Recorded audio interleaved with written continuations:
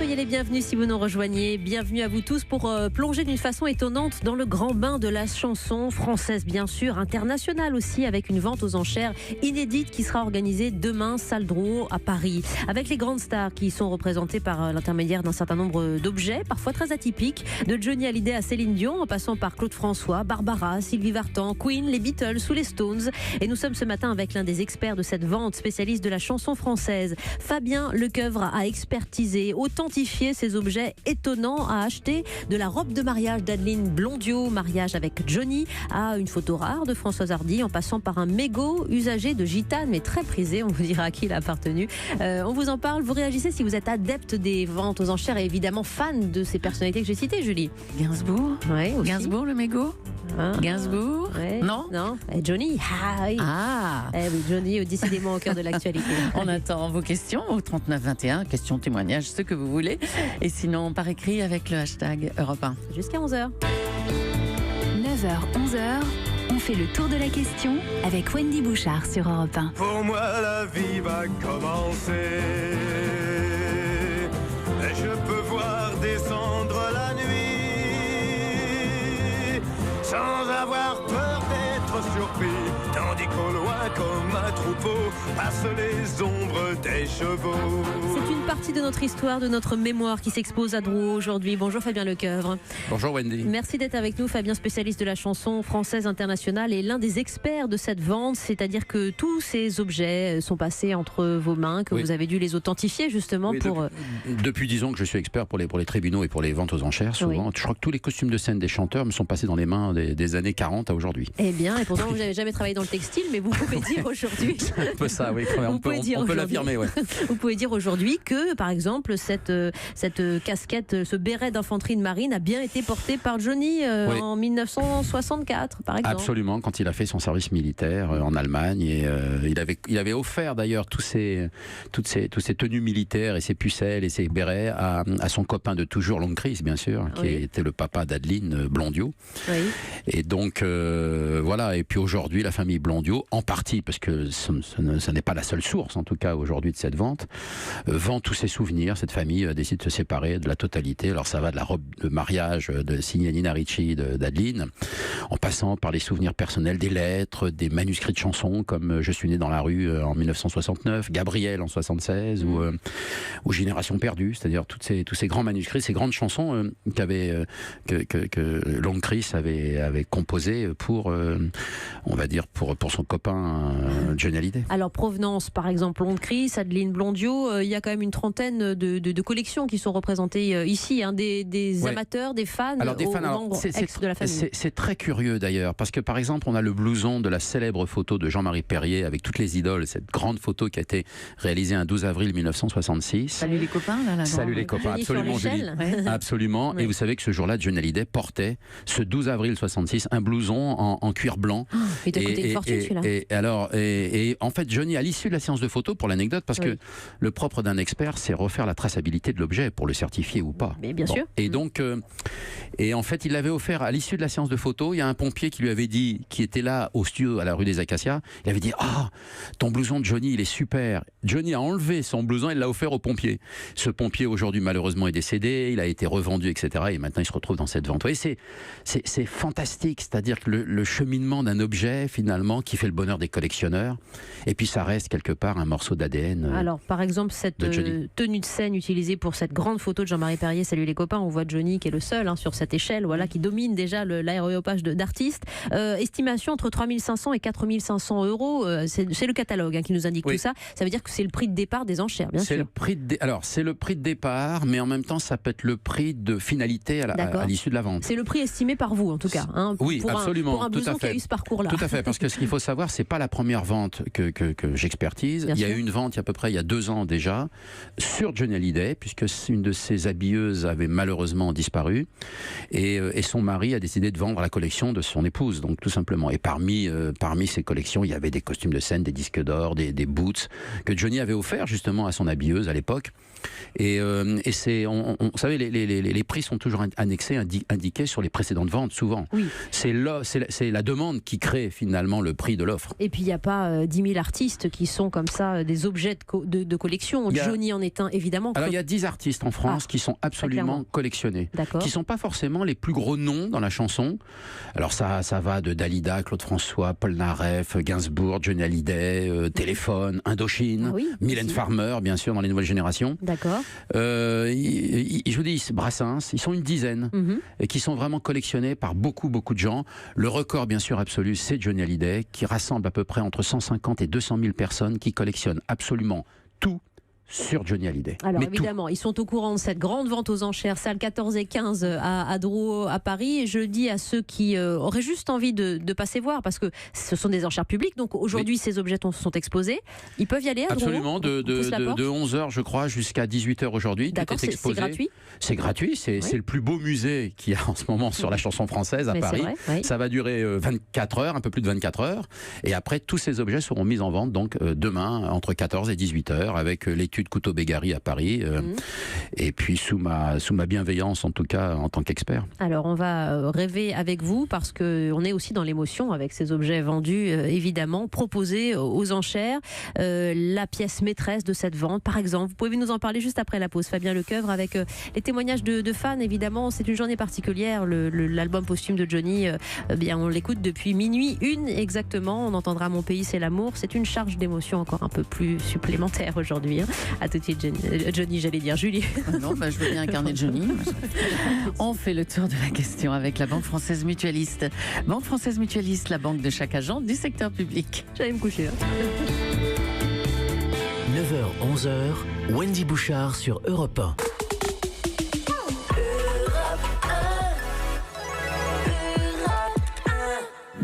Le marteau se leva dans la salle des ventes. Une fois, puis deux fois, alors dans le silence, elle cria, je prends, je rachète tout ça. Ce que vous vendez là, c'est mon passé à moi. C'était trop tard déjà dans la salle des ventes. Le marteau retomba sur sa voix suppliante. Tout se passe si vite à la salle des ventes. Tout se passa si vite qu'on ne l'entendit pas. C'est beau ça, Barbara, à l'occasion donc de cette vente aux enchères inédites qui aura lieu demain à la salle des ventes de Drouot à Paris. Elle est aussi représentée, Barbara, voilà, elle est là dans ce panthéon des objets de collection avec ses lettres, avec ses disques d'or.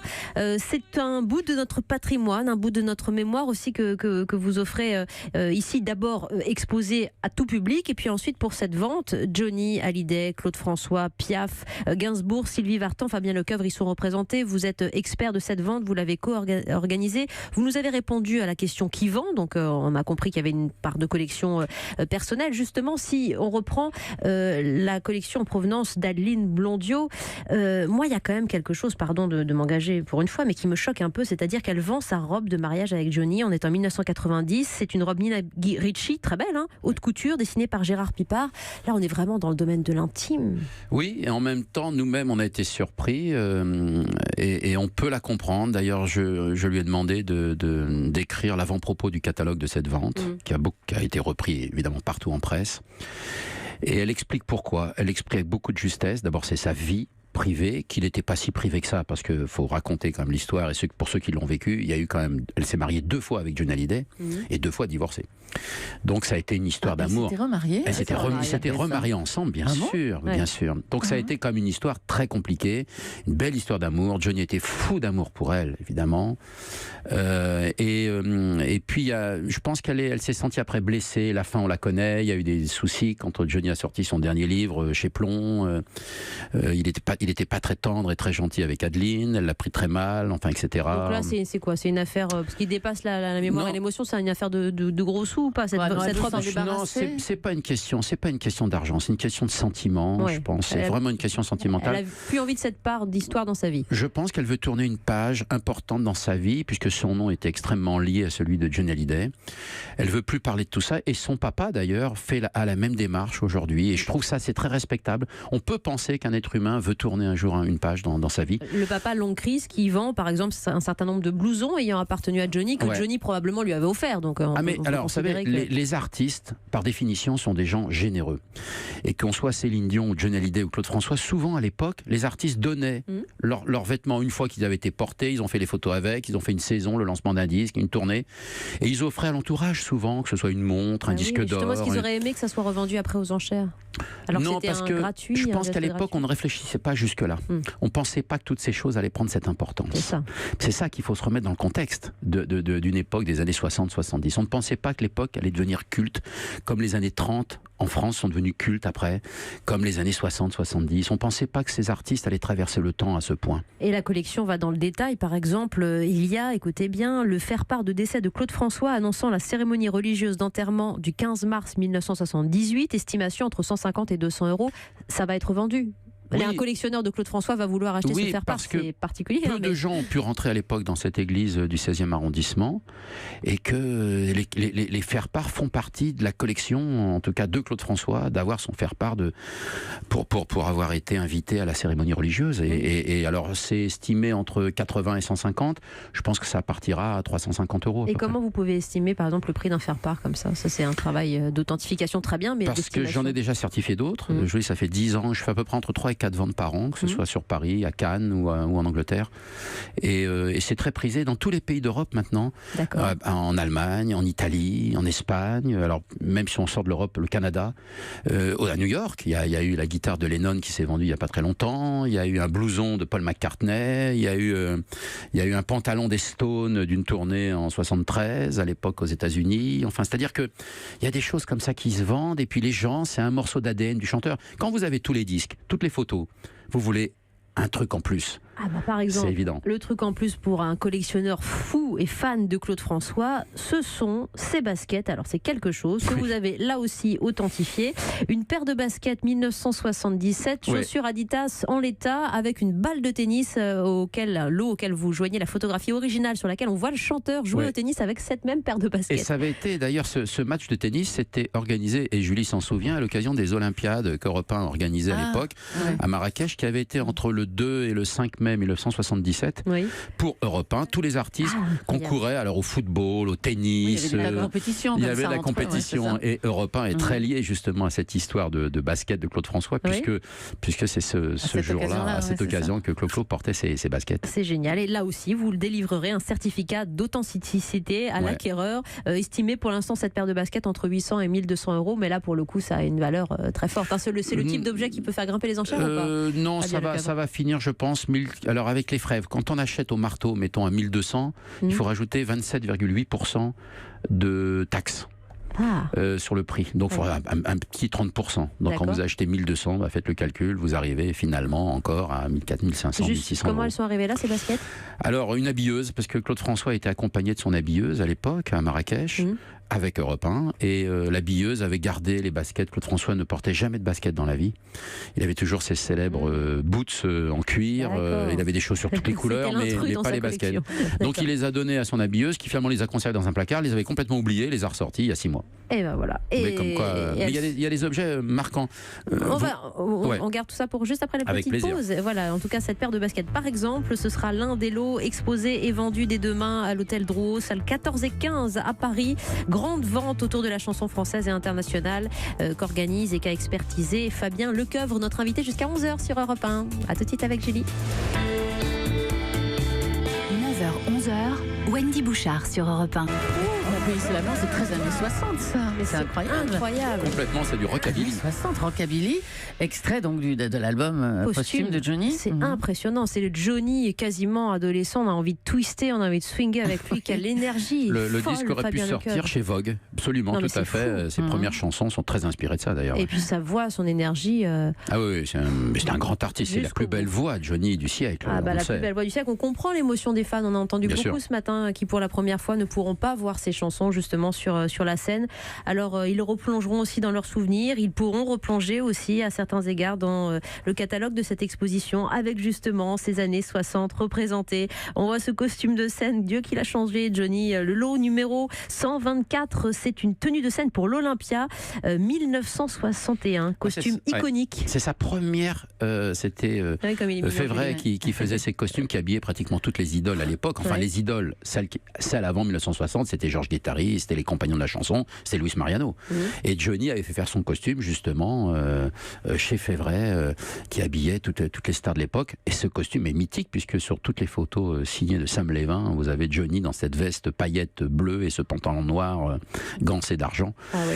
Et c'est très émouvant. Historique, hein, vraiment. Oui, parce que voilà, je pense que c'est des pièces qui finiront un jour dans un musée. Si quelqu'un a l'idée de faire un musée sur Johnny Hallyday, j'imagine que Laetitia... Quelqu'un a l'idée, il arrive à glisser Hallyday dans ses phrases. Je ne l'ai pas fait exprès. Mais cette tenue, parce qu'on est dans l'actualité de Johnny, Laetitia sera à la vente aux enchères à Drouot, salle des ventes. Je peux pas vous le dire, je sais qu'elle a eu connaissance de cette vente, elle sait, comme les précédentes d'ailleurs, où il y avait déjà des objets du vivant de Johnny qui se vendaient déjà en salle des ventes. Je pense que si son idée est de faire, à mon avis, un musée dans les 3 ou 5 ans qui viennent sur Johnny Hallyday, elle va être obligée en tout cas de récupérer certaines pièces historiquement importantes dans la légende de Johnny. Comme celle-ci. Elle ne sera pas forcément dans la salle, on va dire. Elle va envoyer quelqu'un, non ? Oui, alors il y a 3 manières pour acheter. On peut acheter en étant présent dans la salle, on lève la main tout simplement, ou on est représenté par quelqu'un. On peut acheter par téléphone. Ah oui, bien sûr. Et puis après par internet, puisque en même temps la vente sera retransmise sur CNews en direct, on va dire de 14h à 18h demain. Sur CNews, la télé CNews ? La télé CNews, absolument. C'est une grande première en France d'ailleurs. Et ça c'est important parce que je crois qu'il y a des gens qui veulent absolument assister à ça. Ah très bien, donc on allume CNews demain et puis sur internet, au téléphone, on peut suivre si vous êtes absolument fan et collectionneur, notamment de Johnny, cette pièce historique. Voilà, on aurait quand même envie qu'elle termine dans un musée si un jour il y a un musée Johnny. Oui, bien sûr. Mais bon, voilà, alors si un jour il y a un musée Johnny, on peut considérer en effet que c'est peut-être Laetitia Hallyday qui pourrait récupérer par exemple cette pièce. Ou l'un de ses enfants en tout cas, bien sûr. En tout cas, il y a des objets qui seront énormément convoités. Vous savez déjà quelles sont les pièces maîtresses de cette vente ? Vous le sentez, Fabien Lecoeuvre ? Oui, alors bien sûr, les costumes de scène, généralement, c'est ce qui est le plus prisé parce que c'est vraiment un morceau d'ADN. Mais par qui alors ? Mais par des fans. Des fans qui ont économisé pendant 5 ans, 10 ans, des gens qui ont des situations professionnelles importantes et qui ont les moyens d'acheter entre 5 000, 10 000, 15 000, 20 000, 25 000 une pièce. Ils ne vont pas les porter, ces costumes-là. Ah non, ça c'est sacré totalement. Quand on achète une robe d'Edith Piaf, qu'on la paye 25 000 € ou un costume de Johnny Hallyday. Donc on la met sur un mannequin chez soi. Mais les gens les mettent dans des cadres, sur des mannequins ou dans leur penderie tout simplement. Parce que vous savez, souvent c'est lié à l'enfance. Vous savez, Jean Ferrat avait dit on ne guérit jamais de son enfance. Et ça on le constate aujourd'hui dans la vie, vraiment, en tout cas moi en tant qu'expert, on s'aperçoit que les gens rachètent ce qu'ils ont connu dans leur enfance. Johnny Hallyday aurait pu acheter aussi l'accroche-cœur de Bill Haley par exemple, lui, parce qu'il avait été marqué dans cette enfance. Je sais qu'il avait racheté après par la suite beaucoup de photos et de premiers disques d'Elvis Presley qu'il n'avait pas pu s'offrir à l'époque par exemple. Et ben c'est pareil aujourd'hui, c'est-à-dire que les gens qui ont aimé Johnny dans leur enfance, dans leur adolescence, pour eux de posséder un costume de Johnny, un blouson, un manuscrit, un disque d'or de l'époque sur une chanson qu'ils ont bien aimée, c'est fort, c'est un moment, c'est un instant de communion. Et moi, je les comprends complètement. J'écoutais depuis hier des témoignages de fans. C'est à pleurer parfois, les témoignages. C'est beau. Ils ont perdu un membre de leur famille. Ils ont perdu un membre de leur famille, parfois exactement. Un homme qui les faisait vivre, tout simplement. Et puis, les chansons, vous savez, imaginez-vous une vie, un instant, Wendy, sans chansons. On ne pourrait pas vivre sans chansons. Donc l'importance d'un chanteur, elle est là. Justement. Alors, ces objets qui nous racontent, qui les racontent, qui nous accompagnent aussi.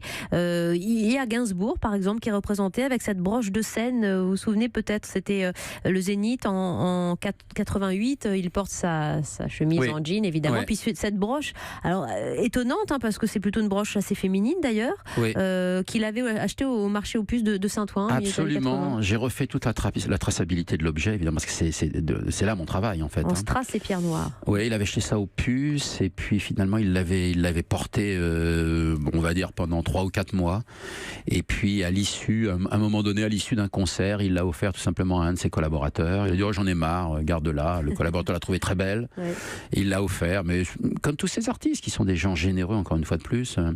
Mais moi, l'objet il y a 5 objets qui me troublent vraiment dans ce catalogue. Et donc, ça sera dans un instant. Voilà. Magnifique. À tout de suite. On parle de cette grande vente inédite à Drouot demain à Paris. D'objets de stars. D'objets de stars. Chansons françaises et internationales. Merci Julie. 9h-11h, Wendy Bouchard sur Europe.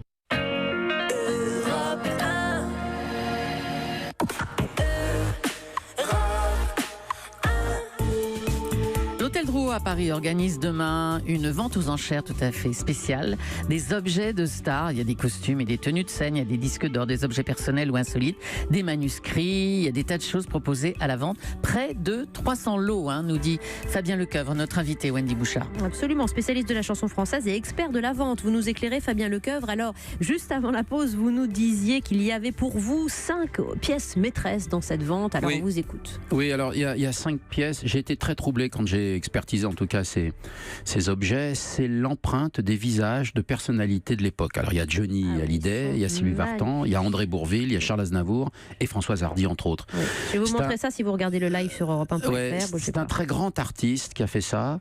Voilà, il s'appelle Jean-Pierre Maury. Et alors, par exemple, Johnny Hallyday, que vous voyez, j'imagine, à l'écran, il avait 20 ans. C'était le 23 novembre 1963. Oui. Et saviez-vous pourquoi on avait fait l'empreinte du visage de Sylvie et de Johnny ce même jour, ce 23 novembre 1963 ? Parce que, à l'époque, Mardi Gras, donc le Mardi Gras de février 64, on vendait des masques à l'effigie pour la première fois des idoles des enfants. Et donc il avait accepté, tous les deux, Johnny, Sylvie, Françoise Hardy et Clo-Clo d'ailleurs aussi, avaient accepté de prêter leur visage pour faire une empreinte, une résine en tout cas au départ. On les voit les yeux fermés. Voilà, et après on faisait des masques un peu plastifiés comme ça qui étaient vendus dans le commerce. Il y avait aussi bien Zorro, Mary Poppins ou Thierry Lafronde, mais il y avait aussi Johnny, Sylvie, Françoise, Clo-Clo et les autres. Et ce grand sculpteur Jean-Pierre Maury avait conservé les empreintes des visages. Alors il y a encore même les cheveux collés sur les élastomères, les plâtres, ça. Etc. Ouais. Et d'après ces élastomères, le sculpteur a refait les empreintes en bronze. Bourvil, par exemple, qui est vendu aussi samedi, c'est à l'occasion de son film Le Mur de l'Atlantique. Et le réalisateur, au cascadeur qui devait faire toutes les scènes brutales dans le film. Ils avaient engagé un cascadeur avec les scènes de voiture. Il fallait qu'il ait la tête de Bourvil, le cascadeur. Donc ils avaient fait l'empreinte sur le visage de Bourvil. Et là, ils avaient fait un élastomère, mais souple, qu'on met sur le visage du cascadeur. Et de loin, on croit que c'est Bourvil qui est dans la voiture, en fait. Et c'est ça qui est génial. Et ça avait été fait en 70, Bourvil. Et Charles Aznavour aussi, qui est vendu aussi samedi. Ça avait été fait en 57.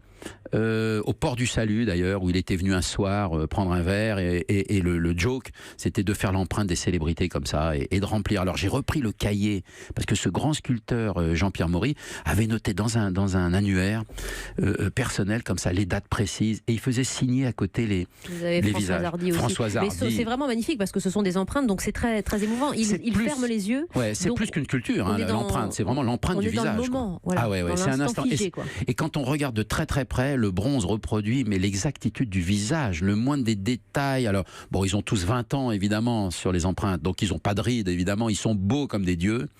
C'est pas si cher que ça, pardon, le prix de départ. Alors par exemple, l'empreinte de Françoise Hardy, 1500, 1800 euros. Oui, c'est à peu près ça. Ouais, c'est pas énorme parce que c'est un objet vraiment unique. Oui, bien sûr. Et Johnny a 20 ans et quelques mois et Sylvie Vartan a 19 ans. 19 ans, vous vous rendez compte, ils sont beaux comme des dieux. Ils sont dans la construction de la légende en plus.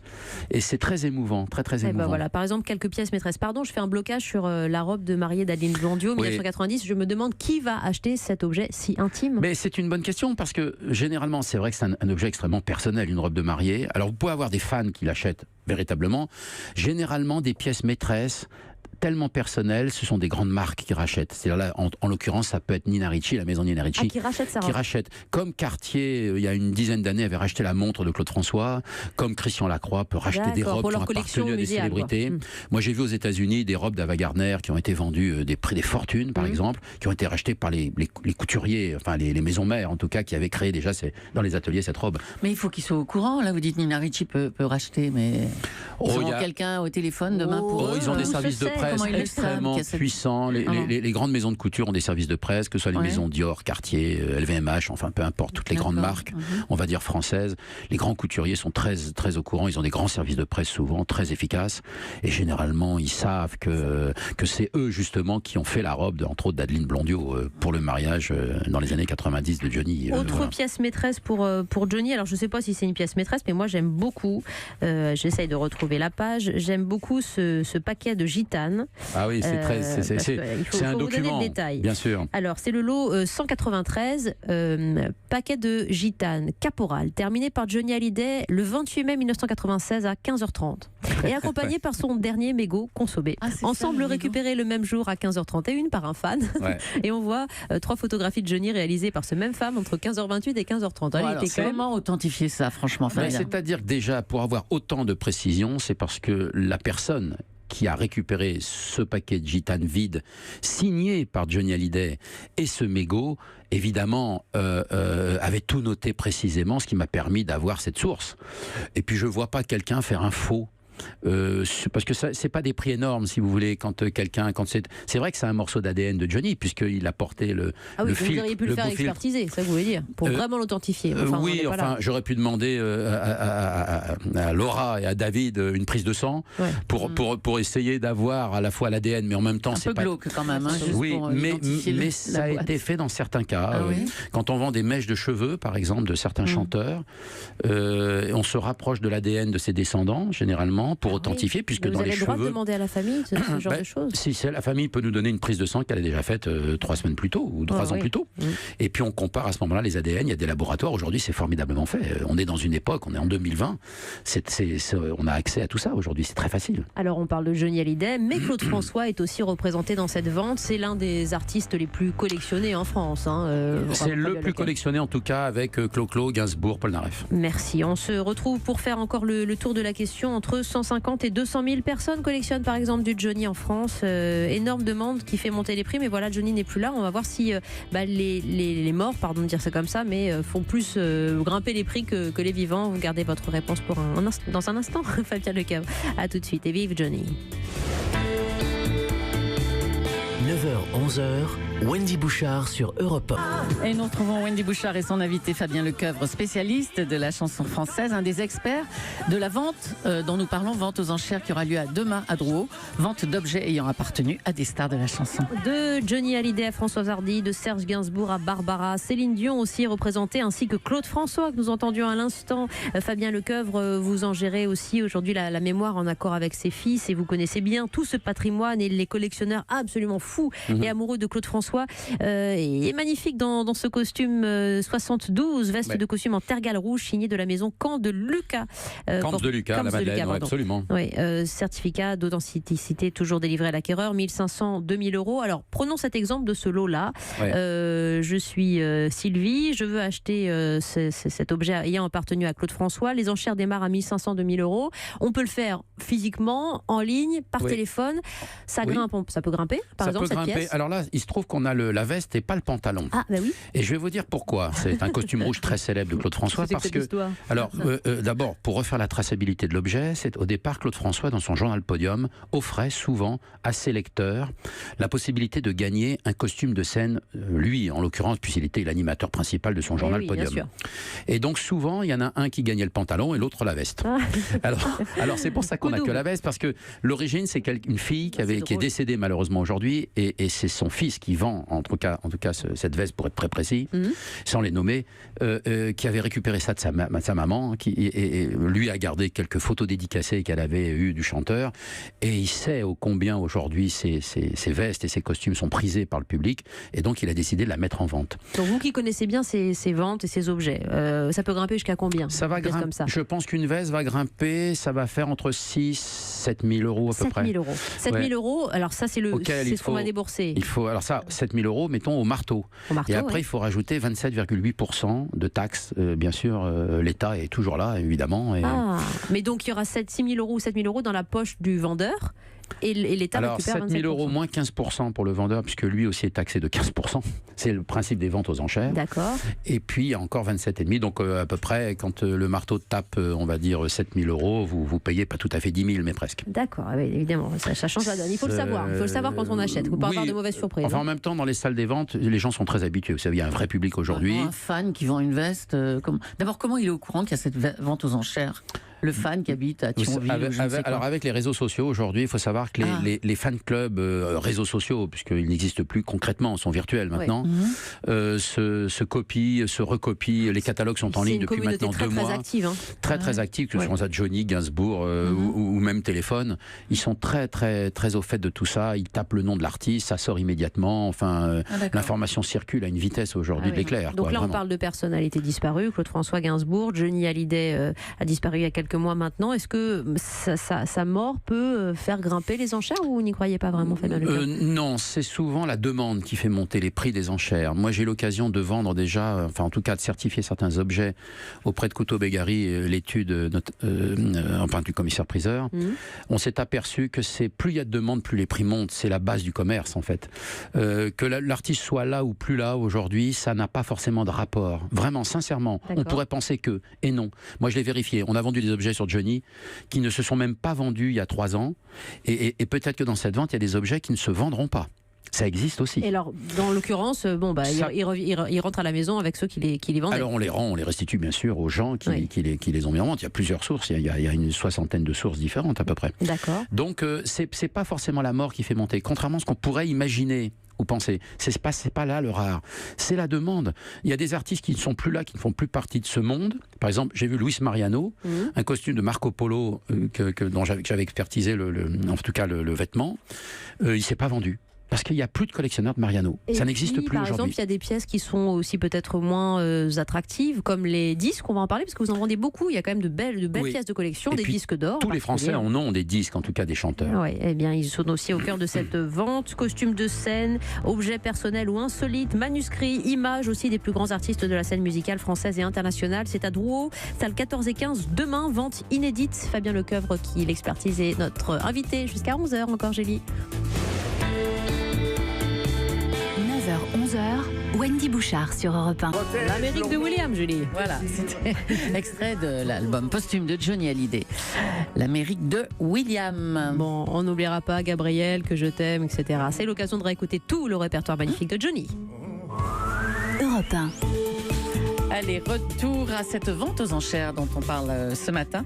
Vente à Drouot demain, une vente aux enchères inédite qui va plaire à tous les amoureux de la chanson française et internationale puisqu'il s'agit de vendre des objets ayant appartenu à des stars de la chanson. Mais il sait déjà qu'il y aura un engouement, Fabien Lecoeuvre, l'un des experts de cette vente, parce que lorsque vous recevez le catalogue, sur la dernière page, il y a déjà des propositions, des ordres d'achat. Donc vous en avez reçu un petit millier. On parlait pendant la pause et pendant Johnny de Céline Dion qui est aussi représentée. Céline Dion, il y a déjà des offres de Canadiens qui vous sont arrivées. Alors Céline Dion, c'est l'international, évidemment, à l'inverse de Johnny Hallyday, où c'est franco-français, en tout cas exclusif, belge-suisse. Céline Dion, c'est le monde entier. Donc on a reçu déjà beaucoup d'offres, des propositions en tout cas d'offres de prix, beaucoup du Canada, évidemment, beaucoup d'Asie, de Corée, du Japon. C'est très, très incroyable. Et on voit le rayonnement de cette immense star qu'est Céline Dion sur la planète à travers les propositions. Oui, vous avez une robe longue de concert très très belle, pailletée. Très célèbre d'ailleurs. Très célèbre. J'ai un petit doute quand même sur le certificat de baptême de René Charles. Alors c'est tout un ensemble.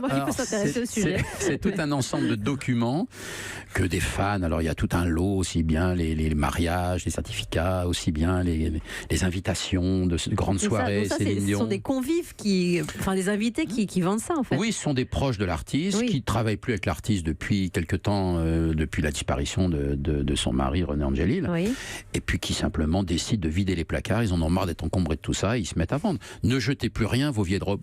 Les vieilles robes, surtout Julie, Wendy, ne jetez plus les robes, ne jetez plus rien du tout. Conservez-les, on ne sait jamais. Moi j'ai toujours ma robe de mariée. Voilà. Oui, surtout, vous ne la bradez pas. Non, ne vendez plus rien, surtout de garder tout. Ça intéresserait qui surtout. Mais Fabien, il va tout authentifier. Un jour peut-être je vendrai une robe de Julie Leclerc et je dirais bien sûr. Voilà, donc vous connaissez si bien la carrière, vous nous avez bluffé tout à l'heure. Ouais. Alors on parle de chansons, on ne parle pas de chansons sans parler de disques. Il y a de très beaux objets, 33 tours, 45 tours représentés dans cette vente, mais ça attire encore les disques comme ça, collecteurs, Fabien? Non, ça s'est un peu écroulé, les disques vinyles, on va dire. Même s'il y a encore des gens, même j'en parlais samedi soir avec Marc Lavoine, que j'avais été voir dans un concert, et qui est un grand collectionneur et qui n'écoute que des vinyles chez lui parce qu'il y a un son très particulier. Mais enfin, les disques se sont vraiment écroulés parce que d'abord, c'est pas rare un disque. Et moi, je le vois dans les ventes aux enchères. Faut savoir que, par exemple, vous prenez l'artiste comme Johnny Hallyday, il y a au moins, je le disais tout à l'heure, 150 000 à 200 000 personnes qui achètent tout sur Johnny Hallyday. Un disque de Johnny qui n'a pas marché, il fait 200 000, quoi qu'il arrive. Donc vous savez qu'il existe au moins à 200 000 exemplaires le disque, en 30 cm, album, CD. Les 45 tours comme Gabriel, qui s'est vendu à 860 000 exemplaires en 1976, on se doute aujourd'hui qu'il en reste au moins encore 4 ou 500 000 en bon état de ces disques. Donc un disque aujourd'hui de Gabriel en parfait état, disque et pochette, ça vaut entre 2 et 8 euros. S'il est dédicacé, ça vaut un petit peu plus. Ça va valoir peut-être 80 ou 125 euros. S'il est signé par Johnny avec juste amitié ou bise. Maintenant, s'il a mis 4 ou 5 000 autographes, ça va valoir peut-être 250 ou 350 euros à peu près. Parce que c'est pas rare un disque. Aujourd'hui, j'ai cette manière un peu vulgaire de dire que ça se vend au kilo. Malheureusement, hormis les premiers disques de Johnny, les 6 premiers 45 tours qui sont sortis chez Vogue, s'ils sont en bon état, disque et pochette, ce qui est rare parce qu'à l'époque les enfants les écoutaient, les repassaient sur les tourne-disques et puis ils ne sont pas conservés impeccablement, ça vaut peut-être entre 240 et 360 euros pièce. Et je rappelle Fabien que vous êtes membre du syndicat français des experts professionnels en œuvres d'art, que tout ce que vous dites évidemment est authentifié et certifié. Il y a un lot 231 dans cette vente aux enchères, disque d'or pour l'album Vancouver, donc on parle de Véronique Sanson. Il n'y en a qu'un disque d'or de Vancouver. Alors, pour le coup. Non, un disque d'or est toujours fait à 5 exemplaires. Ah bon? La maison de disques, le producteur, l'éditeur, le chanteur et souvent l'attaché de presse. Et puis parfois, par exemple, comme une radio importante comme Europe 1 qui a été partenaire à l'époque de la sortie du disque. Les disques d'or, ils étaient affichés dans les couloirs. Absolument. Ici. Souvent, les maisons de disques offrent le disque d'or à la radio partenaire, comme c'était d'usage à l'époque. Donc c'est toujours entre 5 et 6 exemplaires. D'accord. Bon, ça a de la valeur ou plus beaucoup, par exemple? Ça a une valeur. Véronique Sanson n'est pas très collectionnée, pour affirmer quand même les choses, mais ça a pu marquer... Elle est très vivante et très énergique, donc c'est très bien. Non, mais ça a pu marquer en tout cas la jeunesse de quelqu'un, indiscutablement. Oui.